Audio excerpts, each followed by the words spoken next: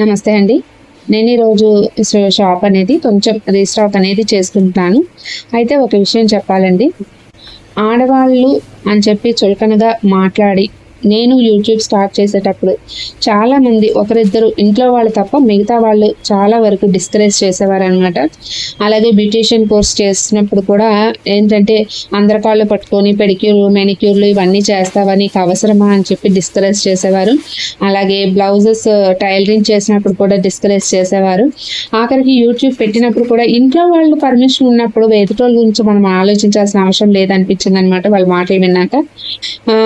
ఎప్పుడైనా సరే మనల్ని గౌరవించి ఏదైనా విషయం ఎవరైనా చెప్పినప్పుడు మన వంతుగా వాళ్ళని సపోర్ట్గా ఒక 2 మాటలు మనం సపోర్ట్ చేసి డబ్బులు ఇవ్వాల్సిన అవసరం లేదు. సపోర్ట్గా 2 మాటలు మాట్లాడితే చాలండి, వాళ్ళు చాలా ఎంకరేజింగ్గా ఫీల్ అవుతారు. ఎప్పుడైనా ఎవరైనా మీకు అలా తారసపడి తప్పకుండా ఎంకరేజ్ చేయండి.